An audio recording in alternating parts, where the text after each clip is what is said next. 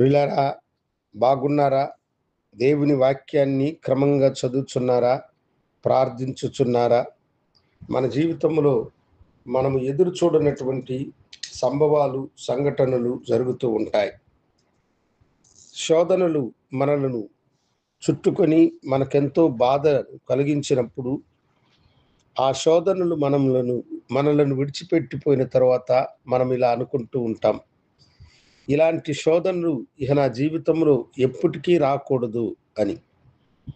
కానీ మన జీవితంలో శోధనలు, బాధలు, వేదనలు ఎప్పుడొస్తాయో చెప్పలేము కదా. అయితే వాగ్దానమును అనుగ్రహించే దేవుడు ఈ దినము మీకొక మంచి వాగ్దానమును అనుగ్రహిస్తూ ఉన్నాడు. ప్రభు ఏమంటున్నాడంటే, రాబో శోధన కాలములో నేనును నిన్ను కాపాడేదను అని ప్రకటన 3వ అధ్యాయం 10వ వచనములు అంటున్నాడు. రాబోయే శోధన కాలములో నేనును నిన్ను కాపాడేదను. ఏ శోధన నీ మీదకి రాబోతున్నదో ఎరిగిన దేవుడు ఇక ఆ శోధనలో నేను నిన్ను కాపాడుతాను అని అంటున్నాడు. కనుక నీవు దిగులు చెందకు, రాబోయే ఉపద్రవమును అనుకుంటూ బాధపడకు. నీకు అది చెప్పి వచ్చినా, చెప్పకుండా వచ్చినా, ఒకవేళ వస్తుందని నీకు తెలిసినా, ప్రభు అంటున్నాడు, రాబోయే ఆ శోధన కాలములో నేను నిన్ను కాపాడేదను అని వాగ్దానం చేస్తున్నాడు.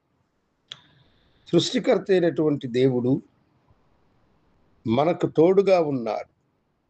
ఎలాంటి పరిస్థితులైనా మార్చగలిగిన వాడు, ఏమైనా చేయగలిగినటువంటి సమర్థుడైనటువంటి వాడు, సమస్తాన్ని మార్చగలిగినటువంటి వాడు. హఠాత్తుగా నీ మీదకు ఏ శోధన పొంచి నీకు బాధను కలుగు చేయాలని ఎదురు చూస్తున్నదో దానిలో నుండి నిన్ను కాపాడడానికి నీకు తోడుగా ఉన్నవాడు నీకు వాగ్దానం చేస్తున్నాడు. రాబోయే శోధన కాలంలో నేనును నిన్ను కాపాడేదను అని అంటున్నాడు. రాబోయే శోధన కాలంలో ఆయన నిన్ను కాపాడువాడై ఉంటూ ఉన్నాడు. అవును దేవుని బిడ్డలారా, ఆయన సన్నిధి మీకు తోడుగా ఉండి మిమ్మలను రాబోయే శోధన కాలములో కాపాడువాడు ఆయన.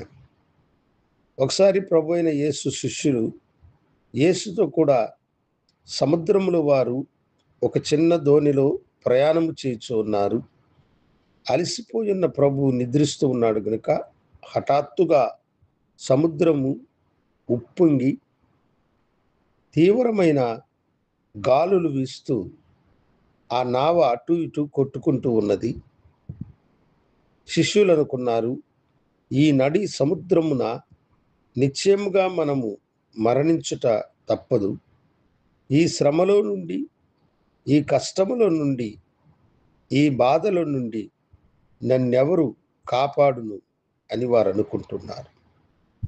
పరలోకపు దేవుడు నీకు తోడుగా ఉన్నవాడై ఆయన నిన్ను ఆశీర్వదించువాడన్న సత్యమును ఈ దినము నీవు గుర్తెరగాలి.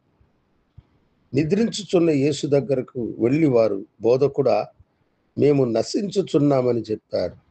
యేసు కండ్లను తెరిచి పరిస్థితిని అవగాహన చేసుకున్నవాడై ఆయన గాలిని సముద్రమును గద్దించగా అవి ఆయనకు లోబడి నెమ్మలి పడినాయి. అవి సద్దుమణిగినాయి. హఠాత్తుగా లేచిన గాలిని సముద్రమును గద్దించగలిగిన దేవుడు నీతో కూడా ఉన్నాడు గనుక రాబోయే ఎలాంటి శోధనైనా హఠాత్తుగా నీ మీదకి అది పడినా ఆయన నీకు తోడుగా ఉండి నీ శోధనలు నీ దరికి చేరకుండా కాపాడువాడు ఆయన. కనుక ఈ దినము ఆయన మాటలను నీవు విశ్వసించి నీవు బాధపడక, మనసులో వేదన పడక, ఏదో జరుగుతుందని వేదన పడక, ప్రభువు నాకు తోడుగా ఉన్నాడు, ఏ శోధన నా దరిచేదని విశ్వాసంతో ముందుకి కొనసాగండి. దేవుడు మీకు తోడుగా ఉండి మిమ్మలను కాపాడును గాక. ప్రార్థన చేసుకుందాం. గనుడా, రాబోయే శోధన కాలంలో నీ బిడ్డలను కాపాడుతారని వాగ్దానం చేసిన మీ ప్రేమకై వందనాలు.